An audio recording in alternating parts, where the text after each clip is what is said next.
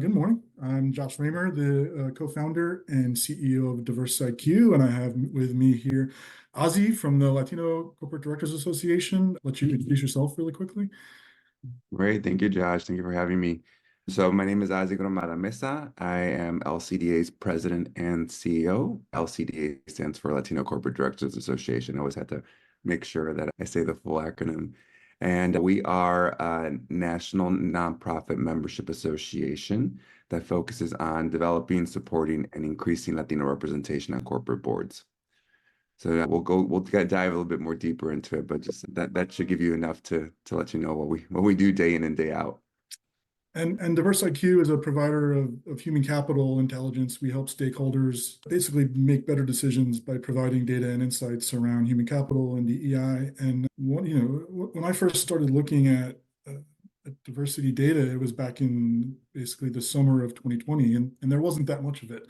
To show how stark the landscape has changed, one of the first things I started looking at was EEO1 reports, equal employment opportunity reports, which every company with over 100 employees and every contractor with over 50 employees has to provide to the government, but it's always been anonymous and it's always been rolled up and reported in aggregated form. And when I started looking at it, there were 30 public companies that publicly disclosed it, that made it available to stakeholders, and it was mostly large tech companies.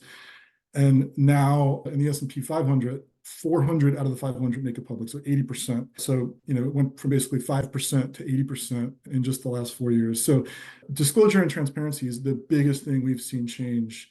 It's just been, and it's almost all voluntary. It's basically been stakeholders saying we need to see more about, what is your culture look like? How do you manage your people? And how is it changing? And how is it relevant to how you run your business? The other huge area we've seen a change in is disclosure around the makeup of board of directors. Again, when I started looking at this, there were a fair amount of companies reporting kind of aggregate statistics. So if I look at the S&P 500 back in 2020, 48%, about half disclosed the aggregate race and ethnicity.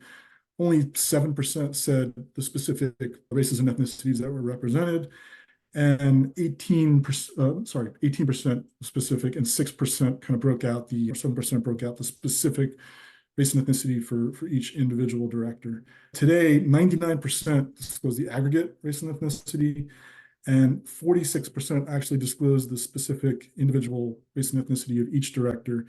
And looking at the total, all the directors in the S&P 500, 71% are actually individually identified through a proxy or some other company report with their race and ethnicity. So whereas our process used to be kind of a treasure hunt, trying to find out who are these people and what is their race, and let's try to break down the makeup. It was a lot of detective work by Hillary and her research team, and there just wasn't a lot available. And unfortunately, a lot of people were relying on pictures and surnames and just trying to do the best they could. Whereas now it's really through either what's reported or triangulated, as well as working with organizations like the LCDA, we can really be a lot more confident in how we're classifying people, how they self-identify, but also it's really helping to surface a lot of people that we didn't even know were Latino. And you could talk a little bit about that, Ozzie. So I'd love to just hear about how long LCD's been around and kind of what you've seen change and how I know self-identification is a huge part of what you guys do. No, absolutely. Josh, I love all the data, and that's one of the big reasons why we partnered with DiversIQ. Is when we started receiving your reports, they really resonated to the work that we were doing. And we are an organization that really is grounded on using data and resources like DiversIQ to be able to make informed decisions in the way that we engage corporations as stewards of good governance. So the organization has been in operations for a bit over a decade. We celebrated our decade of impact last year. And it's always nice to kind of tell the story of LCDA, where it started. So before the organization fully operationalized, a group of experienced corporate directors, Latinos, that serve on very large boards, Fortune 500, came together because they wanted to offer a solution to the issue that Latinos are least represented on corporate boards, and as well to fundamentally just create community. They wanted to find an opportunity to learn from each other and network, and as well start defining what's next, like who is the next wave of leaders that they can coach and guide along the way to ensure that they have a higher probability of success of landing these board seats. And keep in mind, everything we hear today from members is saying, we never had LCDA years ago. So the dynamic has completely changed, and these resources are making a difference. Our goal at LCDA really is to focus on that still. 10 years later, we're still a community-based organization. We are the largest not-for-profit membership association that brings together Latinos at the highest levels of corporate governance and corporate leadership. What it means by that is that we are the largest group that has Latinos that serve on corporate boards. So today we're about over 600 members, and we're really focused on ensuring that we provide resources to this group. We also allow opportunities for them to connect and engage, and as well to be able to be a resource to them whenever they're looking to fill a seat within their board, or essentially at times finding a replacement to have another Latino come in to fill their seat because they are either terming out or aging out. So we're focused today in really four areas. One is identifying the pool of leaders that is out there that we believe is marketable for board opportunities. And that's something that our research team focuses on every single day through your reports. We comb through them. The work that you and Hillary are doing in identifying and scraping these proxies for information is helping us quite a bit. And we're focused on building the largest talent hub of Latinos at the highest levels of corporate governance and corporate leadership.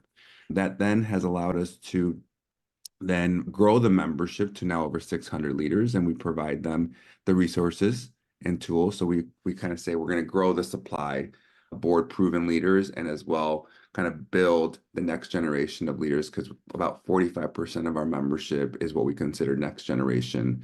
Think about C-suite, P&L leaders, 1 to 2 levels under the CEO. And then thirdly, the idea is that while we're identifying the pool, growing the supply, then we go out and grow the demand. We work with corporations directly, CEOs and NomGov chairs. We also work with the largest search firms in the US to ensure that they have access to talent. And our access has flavor. It's Latinos at the highest levels of corporate governance and corporate leadership. But that's something that for us, we see that's really moving the needle. Really being able to ensure that corporations have an organization that is committed to ensuring that they have the best talent available to them. We are stewards of good governance, and good governance ensures that boards are live into their fiduciary responsibility to their shareholders and stakeholders. And Latinos today comprise approximately 20% of the US population and are expected to be the majority by 2060. So those numbers should resonate with everyone in terms of why they need to have this perspective in the boardroom. So as I mentioned, as stewards of good governance, we're just focused on ensuring that these resources and talent gets into the right hands. So you mentioned that Latinos make up about 20% of the population now, and they make up about 5% of S&P 500 board seats, and just under 5% of Russell 1000 board seats. And that's up from, so it looks like it went from 3.8 to 5 in the S&P 500. So a small increase, and 3.6 to 4.6. So there's been some gains in the last 4 years, but it's still obviously well under indexed relative to the population. And we've talked about this before, and it sounds like the problem is not so much that there's not a pipeline of board ready executives, and there's not people who have the experience. It's mostly just that there's not that awareness of the pool of candidates out there, and a lot of it is kind of an identification problem. So, we both do kind of the same thing. We're scouring through these resources to try to find who are those other Latinos out there. So how do we, what's going to change, and how do we get to parity? Like, what does that road look like? Well, the work that you're doing is critical, and I think it definitely needs to expand to outside of the S&P 500 or Russell 3000 and other, corporations, because it's important. It's one of those critical, sounding the alarm issues that we need to take in consideration, because those numbers should be very concerning. And when you compare it to other communities, and I just want to be very clear that we're not here to, work against another community. We're here in, ensuring that we advance each other. But there is a clear issue when you have 20% of the population that is the US population that is Latino and only has, 5% of those seats in some of the largest corporations in the US, while other communities are double or even triple. And then our concept is that the percentage of seats that are held in these large companies should be, our parity to population size. Some might think a different perspective, but I think for us that's a good way to kind of tell a story and give it some context and let people really connect to it. So while 5% of the Latino population is 5% of the seats are held by Latinos, 20% US population. I don't know the numbers exactly with the report that you're referring to, but the report that we reviewed was reviewing Fortune 500 seats, and which S&P 500 you can say is probably similar there. But African Americans, 13% of the population, and they are already reaching parity in the next year, next 5 or so years. Asians, which you can South Asians and the diaspora of Asian community, that is about 6% of the seats, and they're already close to reaching their US parity US population within the next few years. Latinos, there's a report that stated that even by the year 2060, where we're close to be about 30% of the US population, we're expected to only have 9.2% of those seats. Those numbers make zero sense, right? So to answer your question, what does it need to take? We need to have corporations really ensure that they're disclosing and are transparent of this information, but not in the aggregate. They need to specifically state who within their organization, within the board, and in the C-suite identifies with select communities. And why it needs to be broken down by race, ethnicity, and by person is because, as you know very well, Josh, you guys go out and hunt when you have an aggregate, a proxy that says that there is an Latino or LGBTQ. Trust me, you're like, it's a guessing game. You're like, I don't know which one it is, and then you call a friend who's also in board governance and like, hey, which one is it? I don't know. Because there are issues within our community, what's in Latino community, which we're very, diverse. We celebrate our diversity. We come from very different parts of South America, Central America. Our stories of immigration are very different. But what is happening today is exactly how you started. People are using visible physical characteristics and markers to identify someone's identity. And that is an immense issue for Latinos, and I'll say LGBTQ. I always say to everyone I talk, Josh, and I think hopefully this resonates, is whenever I say, hey, I want you to go into this conference room or this conference, and I want you to put African Americans, who you believe is African American on this side, Asian this side, Latino this side, LGBTQ this side. And they all agree they would do a pretty good job with the African American community and Asian, where they feel confident that this person probably is diverse and would identify with that community. When it comes to Latinos, they would not do a great job because they're going to be confused with the woman with blonde hair, blue eyes, with the name of Cheryl Miller or Melanie Healy, and say, I don't know where to put you. And then the LGBTQ, they don't have visible physical characteristics or markers, and there's, various ways and shades of colors of that community. So when you talk about it that way, then people say, you're right. I get it. That's why there's potential issues there, because you're already self-identifying people before you even have a conversation with them, and already, judging them. I do it all the time. I do it myself when I go into conferences or a meeting and I meet Larry, Goldenstein, and then he starts speaking and he tells about his story. He's like, my mom is Latina or Mexican. I'm like, I already judged him because I didn't think he looked Latino. So that, I know I'm kind of just going a bit everywhere with it, but I think those stories really should resonate in terms of there is an issue today. So the transparency and disclosure is important. Our community, Latinos, need to self-identify, claim their identity that's on their LinkedIn profile, that's on their resume. It's when they speak up and they talk about their lived experiences.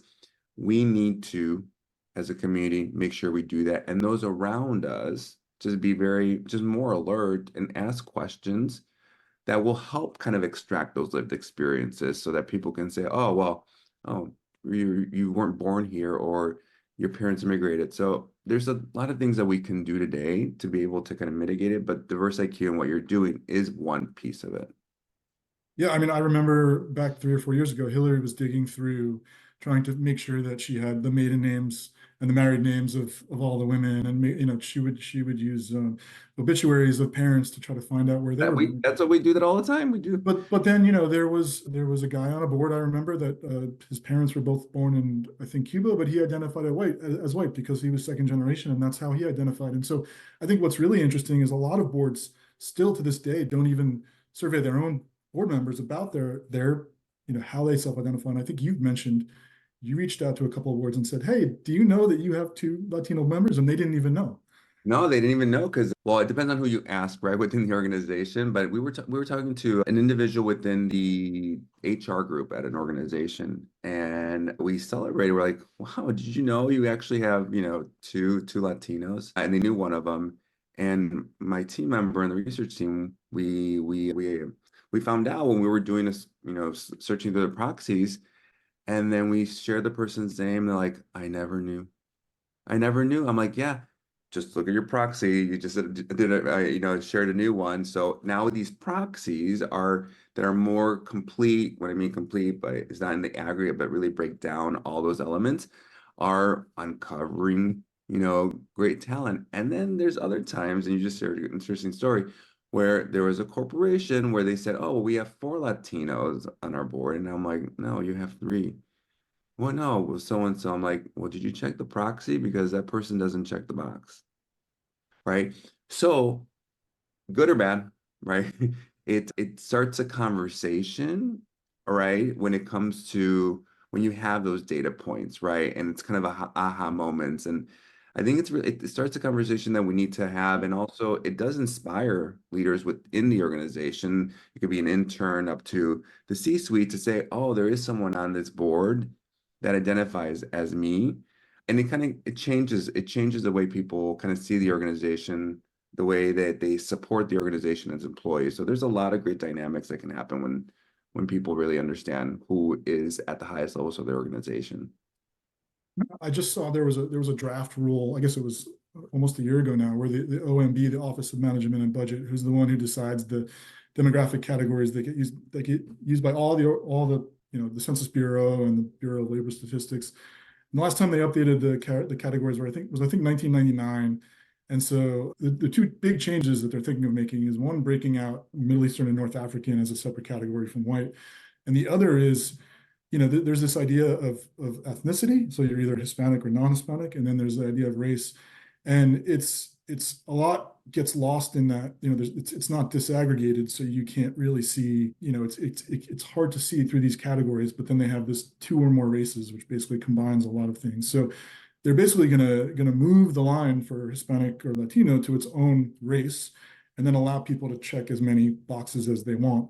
And so I don't know. It's interesting, and it's also interesting to see how it affects other communities too. We were looking at American Indian, Native American, indigenous populations, and I think over half of indigenous people identify as indigenous and something else. So they get rolled up in this two or more races. And I know that we see Latinos all the time who say, I'm an Afro-Latina or something like that. And so like you said, I think the more granular intersectional data we have, the more that we can really help identify all that and make sure that we're actually breaking that out and seeing who's in all these different communities. But more than anything, allowing people to really say, this is how I identify, rather than having to fit themselves into a neat box. Yeah, I mean, they give the directors an option and they can decide whatever they feel is best, but I think the option has to be there. Being a board member nowadays is very, very different than, you can say 5 years ago, but when many years ago where they weren't having these conversations regarding diversity and inclusive governance. They were just doing, coming to a couple meetings and, reading a couple documents, making some, approving some minutes. But now it's a very different conversation. I just went to a dinner last night where we talked about the importance of identification and what does it mean to communities, and also the importance of directors just asking questions that may not be comfortable at times and just continue to ask them in a very diplomatic way. There's always a way of doing it right. But I think there is a different way that leaders in boards are seeing how their role can impact not only the longevity of the organization, the health of the organization, but really their fiduciary responsibility to the employees and the stakeholders and shareholders that are making that company successful. And they're asking to see more inclusive leaders in the top levels. And I think that's something that's going to be top of mind. The one thing I do want to see in this transparency and disclosure, and you didn't ask me this question, but I think it's something that I've seen happen before.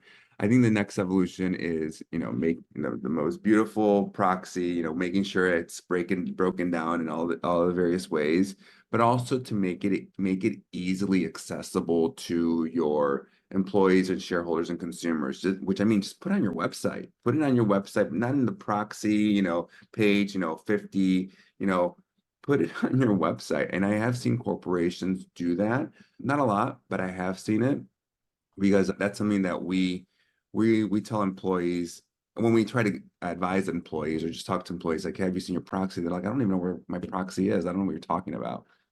So it's interesting. Yeah, I mean, it's a huge challenge because, like I said, most of this is voluntary. There have been some bills in California and Illinois that have some required reporting by companies depending on where they're located, and there's been NASDAQ's board diversity matrix.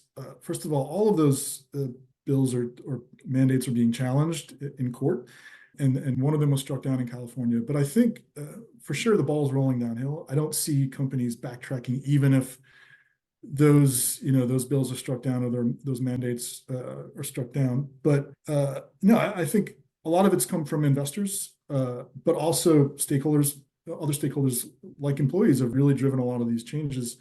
And the biggest challenge is it's reported all over the place, right? You mentioned most of the board stuff is reported in the proxy, but a lot of companies are putting out an ESG or CSR report, and we're finding information there that's not in the proxy. They'll put out a diversity report. They'll have just data on a web page. I think when we started looking at European companies, there's much more consistency and kind of structure around where is this expected to be reported. And yeah, a lot of this is not just for investors, it's for employees, it's for vendors, it's for, job seekers who might want to work for a company. And so I guess in this environment, I think there's very little, it's not controversial to be more transparent, to disclose more, but it seems the idea of having to disclose or having to meet some threshold for diversity is getting a lot of pushback. How do you make sure that all this progress that has been made doesn't, there's not a backtrack? Because I wasn't looking at this 20 years ago, but it looked like there was a push for more transparency 20 years ago when companies first started thinking about sustainability, and it was very different. And then it kind of fell by the wayside, and it wasn't as important, and stakeholders moved on to other things. Just like in 2014, when the first Black Lives Matter protests started, and a lot of these tech companies were being pressured to be more transparent about their diversity. And then after a few years, it just didn't become, there were other things. So, how do you see, regardless of what changes in politics or what changes in, the socioeconomic landscape, how do you make sure that, companies continue to engage with you and focus on this issue? So, I mean, I think there's been a lot of rhetoric that we've all been reading, and there's two sides of the story, and the one that I'm sticking with is and the many should just stick with is do what's good.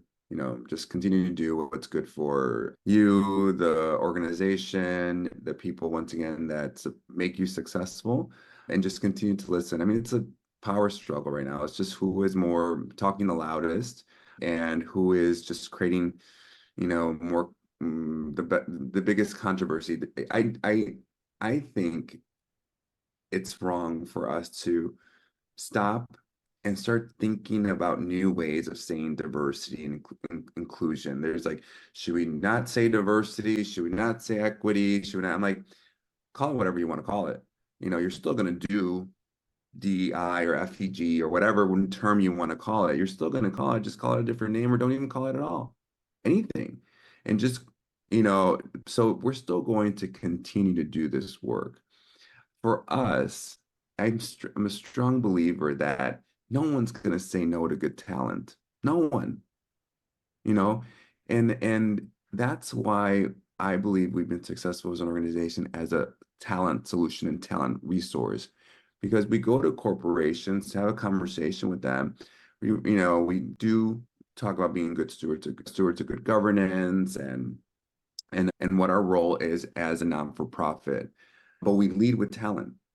We always lead with talent to say we have some exceptional leaders that we've identified in our community that are global, international, are leading, some of the biggest corporations in the US. And to us, that's the way that we're going to continue to just make waves and be a resource to organizations as a trusted resource and ally. So for us, I think we've always kind of been focused on using these words of talent solution, talent services, talent is leading with talent. And that I think will always keep you in the safe space of saying, "Well, okay, I need that. And, can you help me get it?" And say, "Yeah, absolutely." And, we always say this one has a little bit more flavor than the other one, right? So I think that's going to be important for organizations and anyone just to be very focused on not only what their core values are as an organization, but also to really know at the end of the day that it's all about making sure that everyone has access to opportunities, and that we play a role to ensure that we raise visibility of this plentiful talent pool that's out there and stay focused on that. So while we're staying focused on that, I think other organizations will continue to have to do the same. And if they falter, people are going to notice, right? Or they go back on their words, they're going to notice. Yeah, I mean, like you said, a lot of companies are rethinking how they communicate the information. I think it's a lot of risk mitigation. They're probably hearing from their legal department and their general counsel that, All well, lawyers. but under the hood, we're seeing full steam ahead. I mean, when we in the actual disclosures and when we talk to companies, they're rethinking the structure of programs, making sure they're compliant. They're always rethinking, like, is this working, and is it actually is it helping accomplish our goals? Is it tied to, is it going to help our business? But, so Disney just published their latest, what they used to call their corporate social responsibility report, and they changed it to the sustainability and social impact report.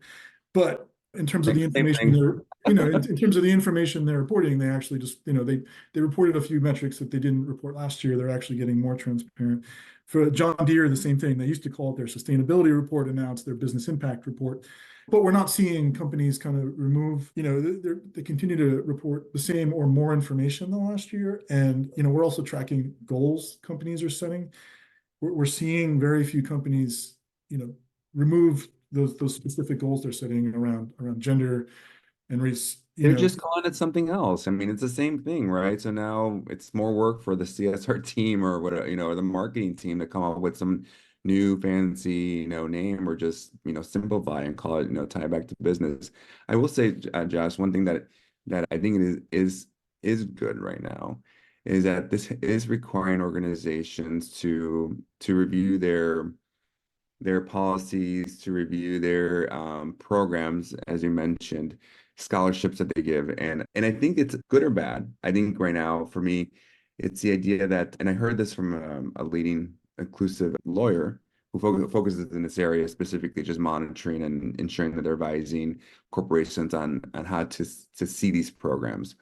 And one thing that was very interesting is that they had individuals that were, so there were certain scholarships or certain programs that were focused on a community, things like African Americans or Latinos or Black and Brown. And then they started to have this population, and it doesn't happen a lot, where the person didn't by genes or blood, they weren't Latino or they weren't African American, but they were being raised in households that are Latino or African American, right? So there's a lot of, new ways of building a family, right? Surrogacy, adoption, and all that. So there's been a lot more, and I don't know the numbers, but there's been a lot more from even my friends that have been taking these ways of creating families. And then as I was hearing this person that was applying for the scholarship because they identified as a specific community, but by blood they weren't, that was like, well, wow, that's really interesting. Like, so how do we assess that? Do we not listen and say, well, you're not that a community, so you're, what are you talking about? I'm like, no, I have been raised this way. This is what I identify as. I am Latino or Asian, whatever it is, right?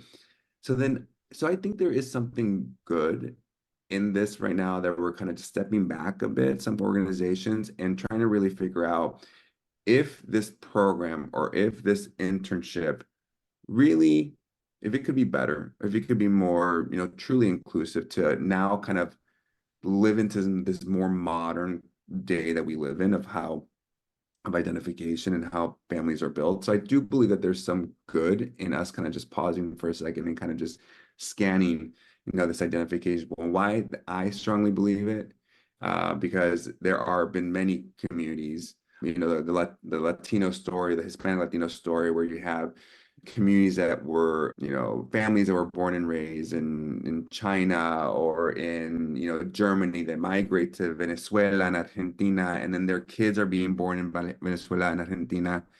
And now their kids are identifying as Latino, but by blood, they're Asian or German.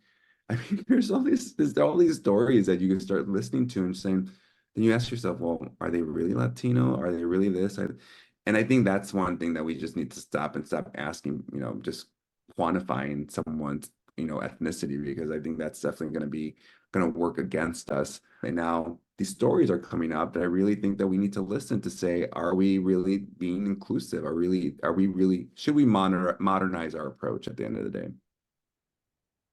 You mentioned policies and programs. One big change we've seen is a lot of companies, more than half of large companies, now have a explicit, call it a commitment to a board slate for board recruitment, the so-called Rooney Rule, or something along the lines of, we instruct our search firms to look for diverse executives by gender or race specifically.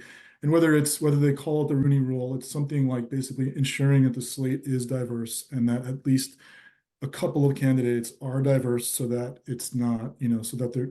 And what's interesting is, this is all based on the National Football League that instituted this policy because of a lack of Black coaches and coaches of color. And it hasn't really worked in the NFL. I think actually this year they reached the highest percentage of coaches of color ever. But in general, it seems like a lot of times, in this case, teams, and in some cases, maybe companies, are just checking a box and saying, okay, we interviewed a couple of diverse candidates and now we can pick, we can just pick and choose. So are you seeing that kind of box checking? Are you seeing companies that are just saying, yes, we are including a diverse slate, or do you see that commitment, and do you see companies being more open to really saying we want to actually get more diverse on the board? Well, I think I had the opportunity to submit a declaration for the NASDAQ ruling that was being challenged, and in there I talked about the Rooney Rule, and you can go in it, but I don't believe in the Rooney Rule. I don't think it's doing what it needs to be done, what it needs to do.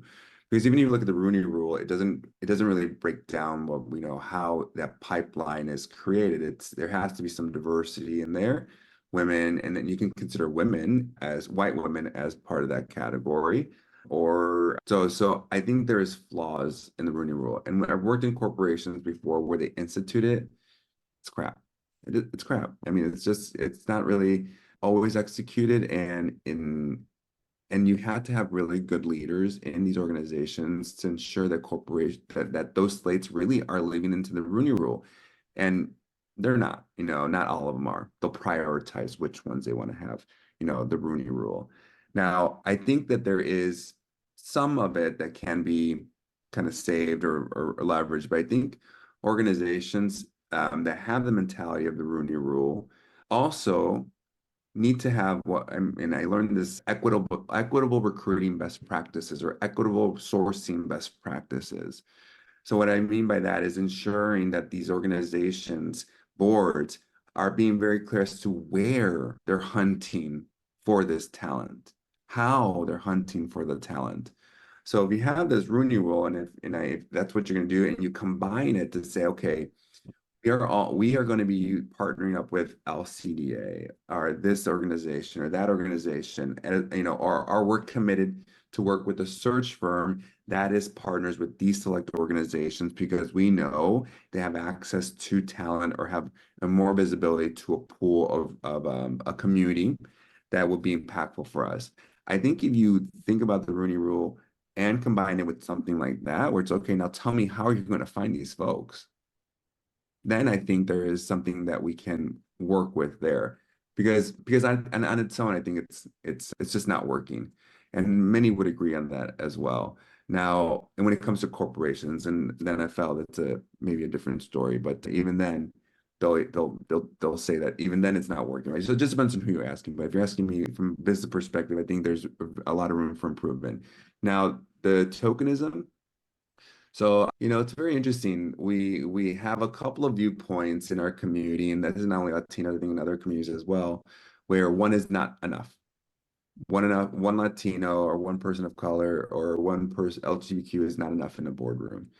And I'm always like, all right, let's prioritize here. Let's just get one in and be, focused on that. And then what we'll do is prepare and make sure that one Latino or African American has the resources that they need so that if they're looking for a new board member in the future, they know individuals from their own community that potentially would fit the role, right?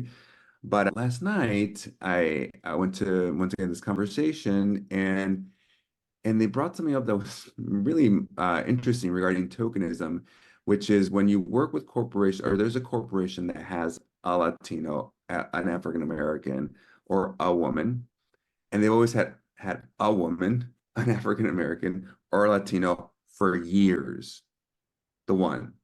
Then they say, no, this is tokenism. Like you just got your one and done, and you're just filling that spot, filling that spot, filling that spot. If there is, terming out.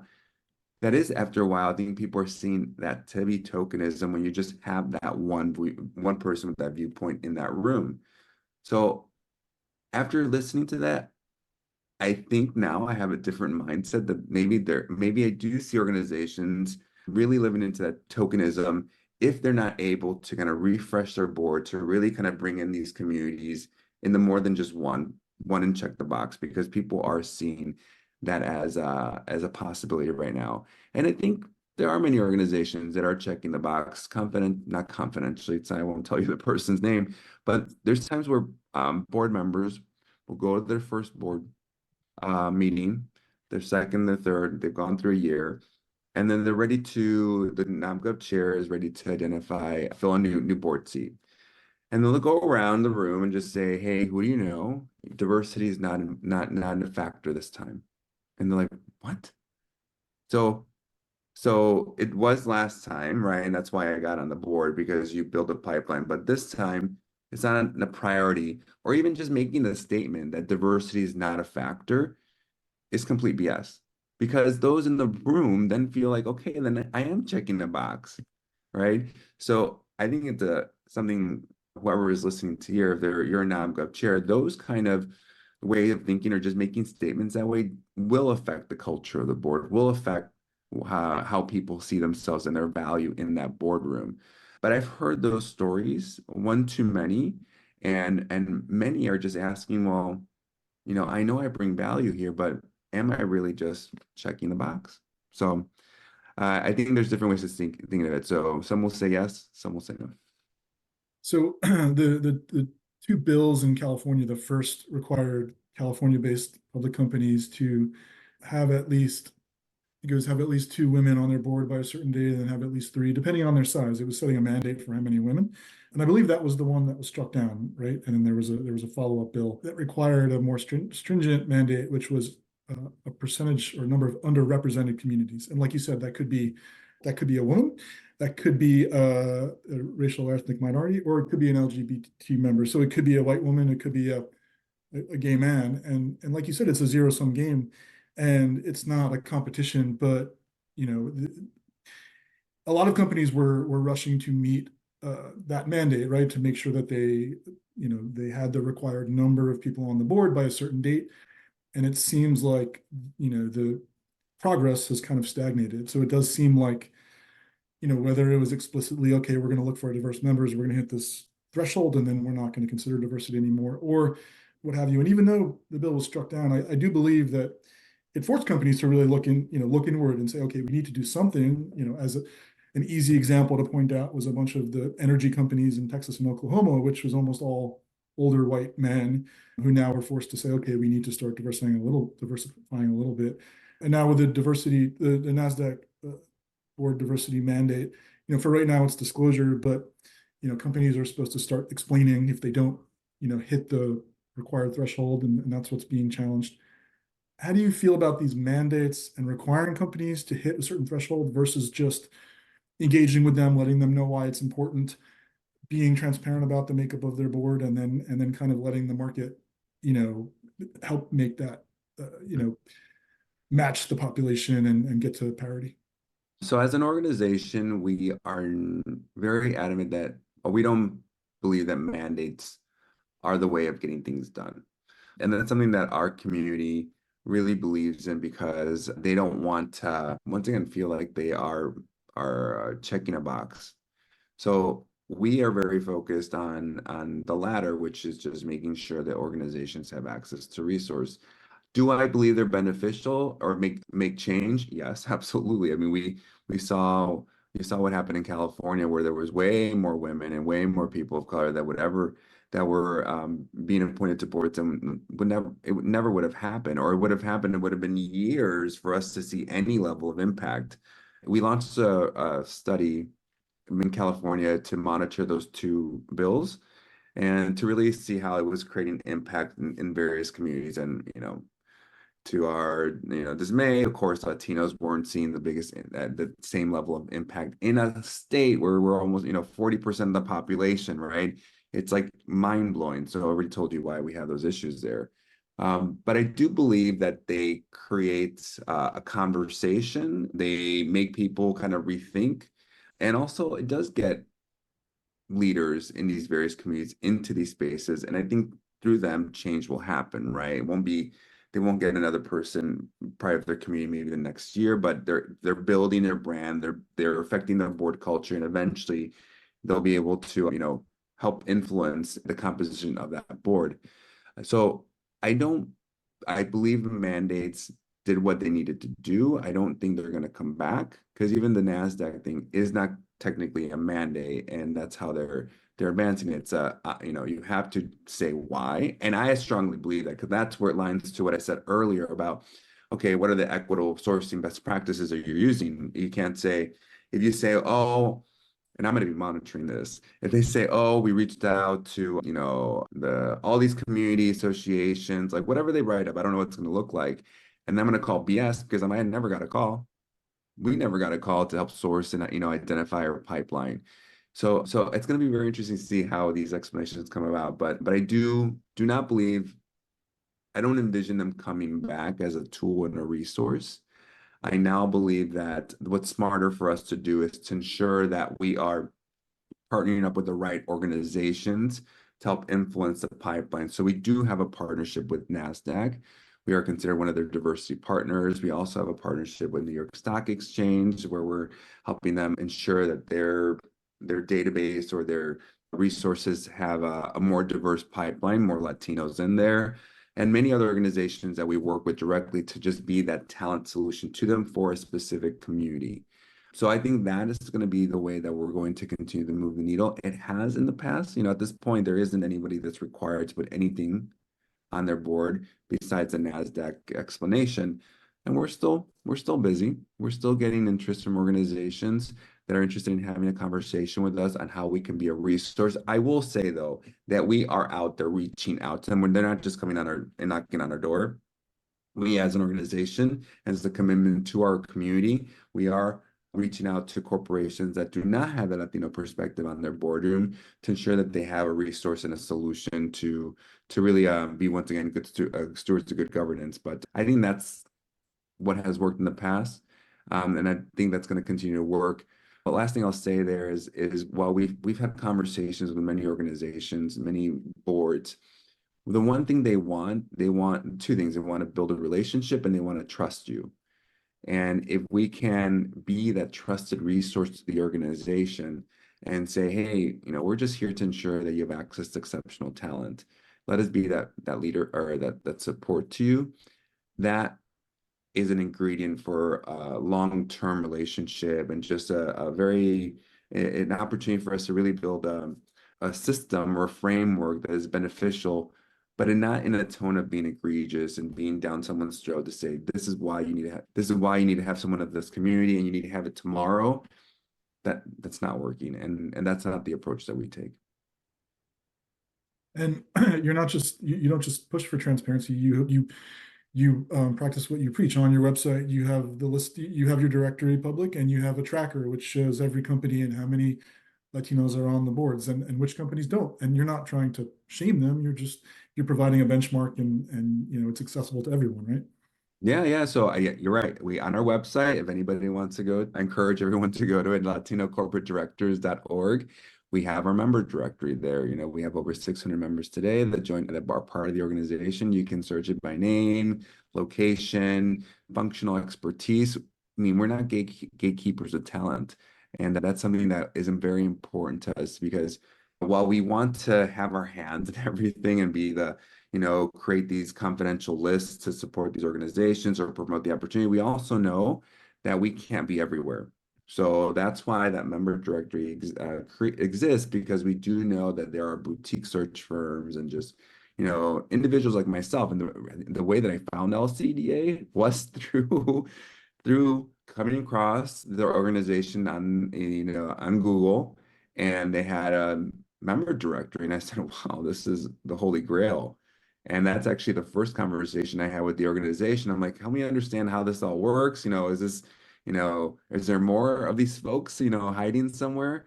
And so that actually got me intrigued as a researcher in talent acquisition and executive recruiting, which is my background. I'm like, this is great. So we continue to be in that mindset that we don't want to be gatekeepers of talent. And then on the latter part regarding the Latino board tracker, so we all also are very committed to ensuring that we inform consumers and the novice person of who within the Fortune 1000 has a Latino perspective and who doesn't. So we use your report, Josh, to ensure that we keep that up to date. And as well, our research team does go a bit further because it's at the Fortune 1000. And that's our goal, is just to ensure that people have the resources and that they need to understand if an organization has the commitment to a community that you identify in. And it's not shaming, it's all research, right?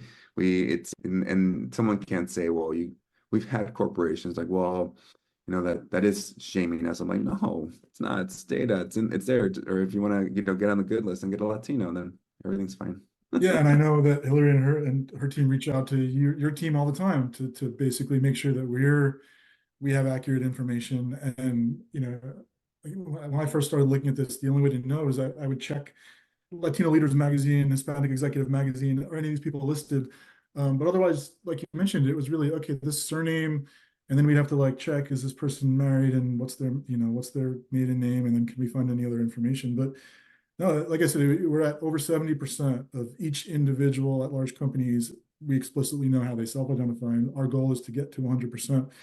I think with this proxy season, we'll continue to see more transparency, but we have to fill in those gaps. And so that's why we love working with you, and we want to really try to make sure that we know where all those Latinos are. And so, and for me also, it's always interesting to hear stories about how somebody got to where they are. And I think it's not just about diversity of race and ethnicity, it's the diversity of experience, right? And so part of it is the immigration story and how their family got here. And there's a lot of research into immigrants and the challenges and how that really, helps them outperform or be, stronger willed in certain areas or what have you. And so I think, it's not just looking at their demographic background, it's looking at their skills and experiences. And I think, like you said, there are a lot of Latinos that they're all board ready and have those skills and experiences. And I think in some other communities, it might be that they're actually not ready, and it's kind of the chicken or the egg. They haven't gotten the right experiences like a C-suite, or they don't have the right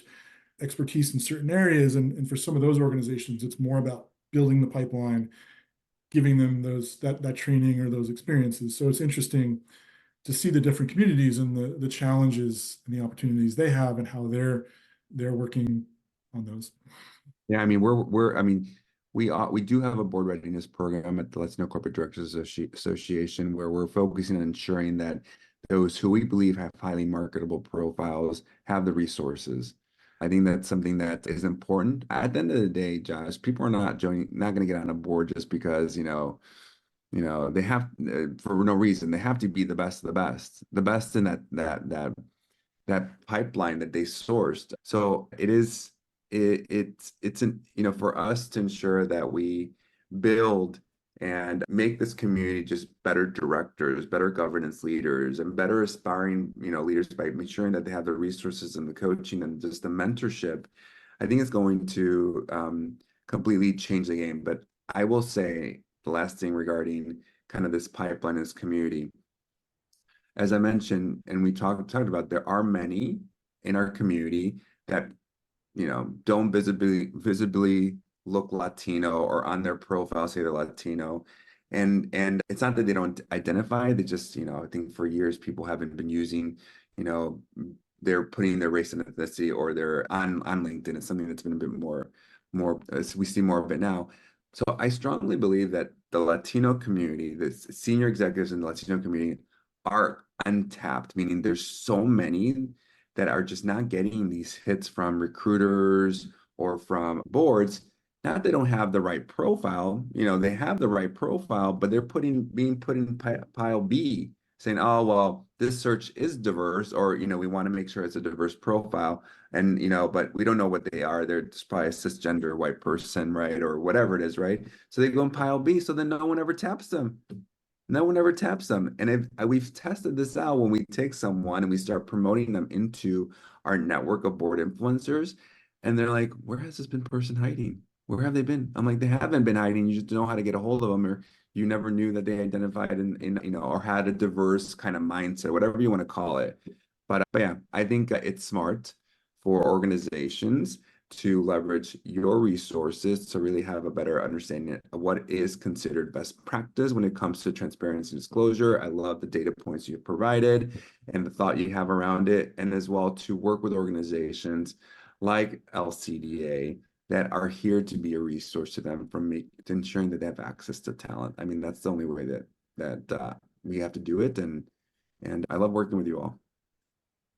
Thank you, Ozzie. Thank you for the time, and it was a great conversation. We love working with the LCDA, and we're looking forward to continuing to work with you and going to your annual conference later this year in Miami. We're excited. Well, thank you, Josh, and thank you, DiversIQ. It's been a great partnership and look forward to more.